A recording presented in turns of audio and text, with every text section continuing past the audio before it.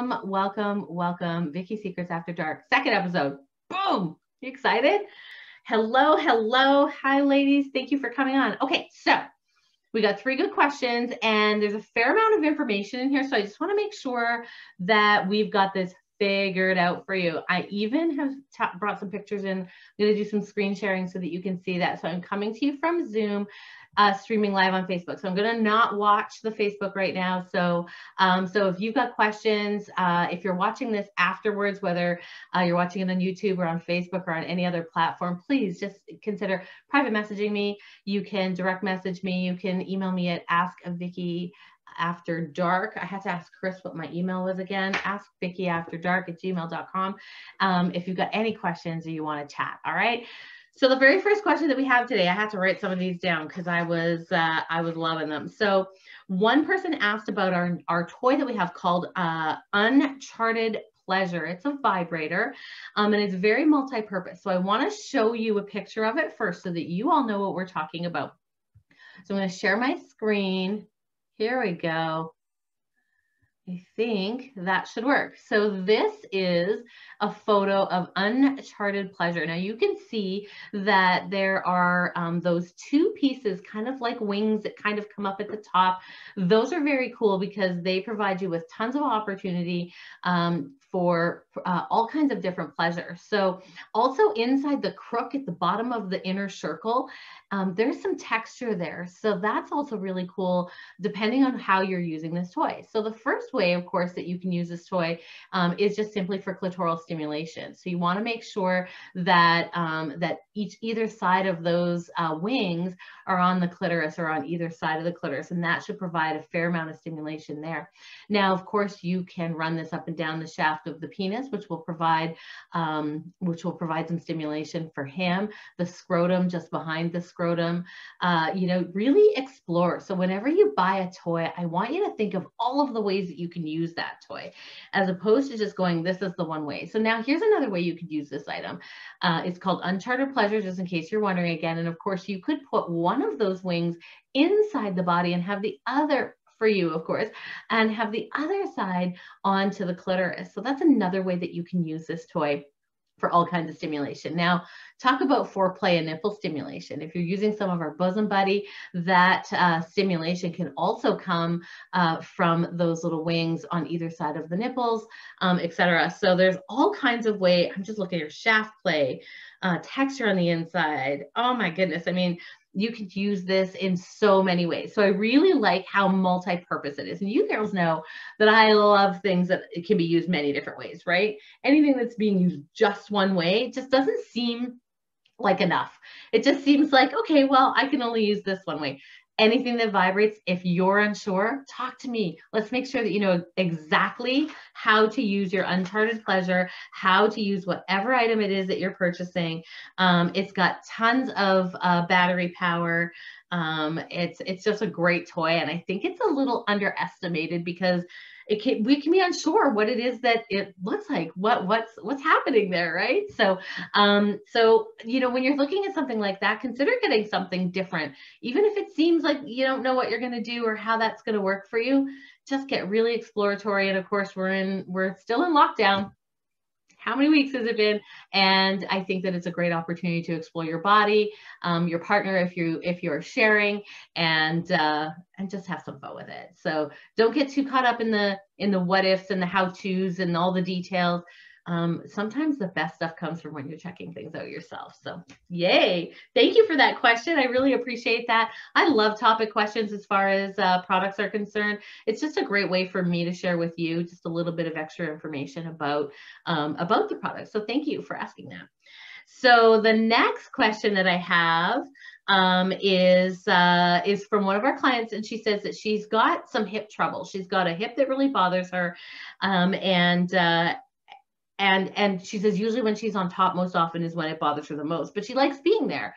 And we want to make sure that we're all getting to do all of the things that we like to do, right? We don't want to be stuck to just missionary unless that's your jam. If you really like it, go with that, right? Hey, we don't judge here.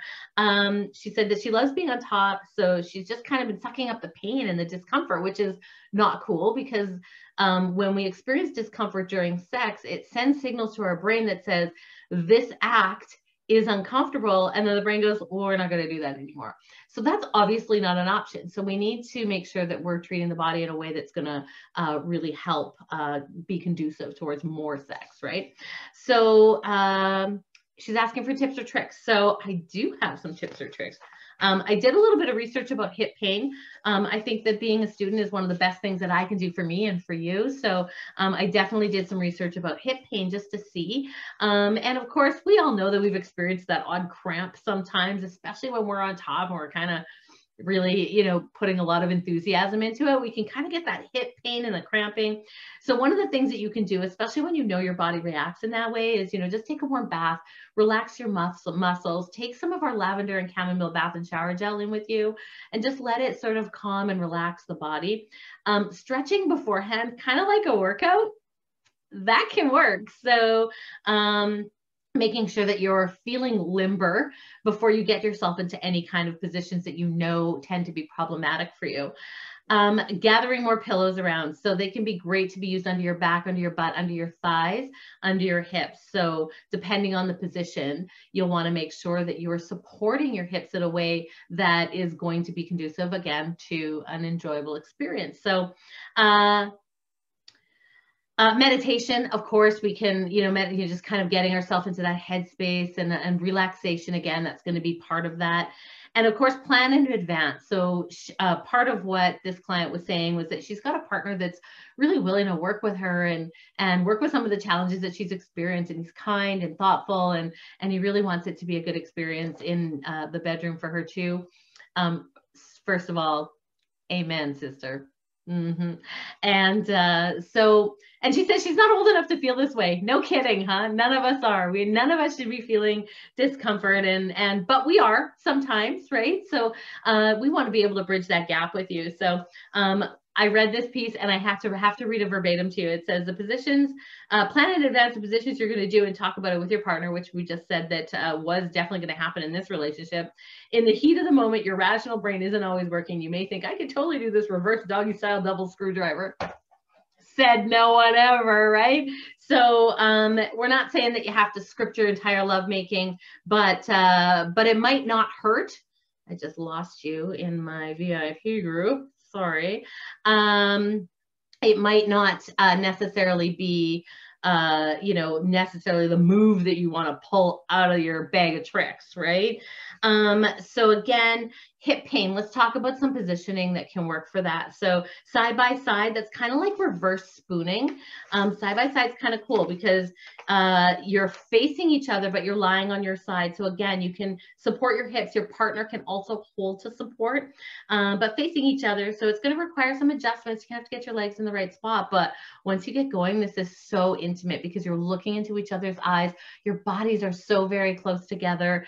If you have penetration happening at the same time, some really gentle sort of movements are going to be beneficial. So, and if you're moving along with that, just really try to bring it in from your backside as opposed to your hips. So, spooning, which is the same as a side-by-side, except one's facing the back and the other person's facing forward. So again, there's little to no pressure on the hips in that scenario.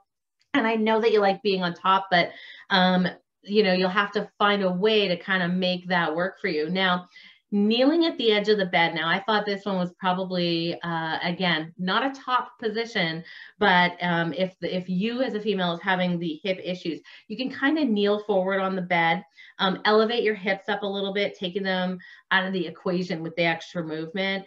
So the knees are doing most of the work. And then, of course, a man is going to be standing from behind and entering. So standing for him means the ability to thrust from his knees, taking off the pressure off of her hips. So that's another great choice. And then, of course, you can do something that's just called kind of like perpendicular. So if you can imagine a plus sign, and then where the intersection of the plus sign is right at your groin. So you're kind of doing this, right? So where you intertwine your legs, you may be laying on your back. And then, of course, remember, There's nothing that substitutes using a toy or having your partner bring you to orgasm prior to entering you, so that then you can have your orgasm, get into a spot that feels good for your hips and your body, and then, you know, continuing with the lovemaking, and then maybe going back to something that allows you to orgasm again. So, you know, sometimes we just got to modify a little bit. Now, of course, if you do want to be on top, there are some options, of course, that you can do as far as just making sure that you're not making a lot of movement. That relaxation, those techniques, the breathing through it can really, really help. If you get cramping in those thighs, you know, you stop, you shake it out a little bit, all right, and you carry on. So do consider that. Now, the other thing that I want to show you, and I'm going to screen share again, down here, the sexy spreader is something that we carry in our line, and I want you to just take a peek at this. So the sexy spreader is really cool because you can be more missionary-ish on your back, and then you can have the sexy spreader goes around the back, and then it helps to support the legs so that you're not doing all of that heavy lifting. You don't have to hang on to those, and then your partner can come in forward. And then, of course, upright cowgirl.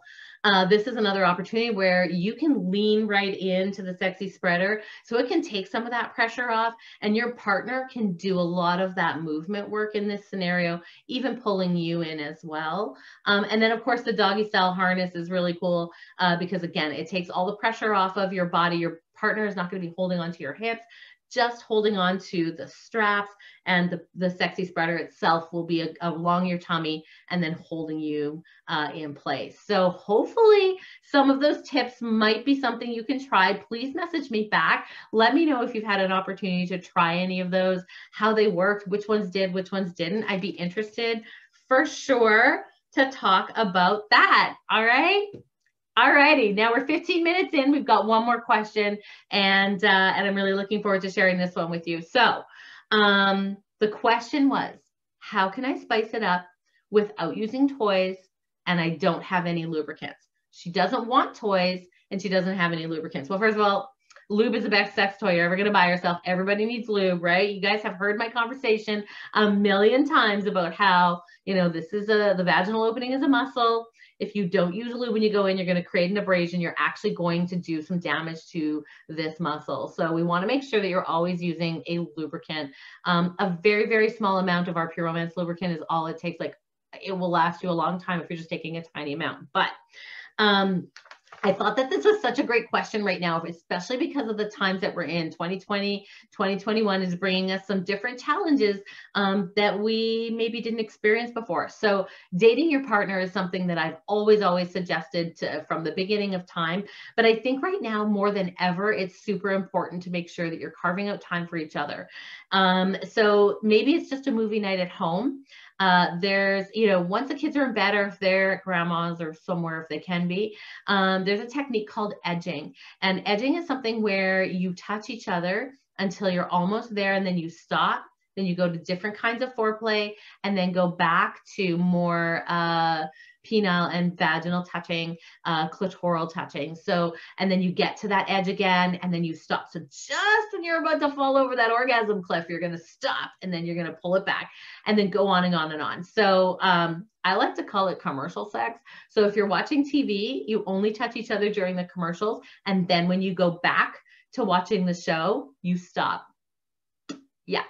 So that's called edging, and that can be amazing for your libido. It can be amazing for your relationship. It's just an incredible experience. So know what works for you. I'm not suggesting that it will definitely, but that's definitely a great way to sort of bring things, bring a little spice without any toys.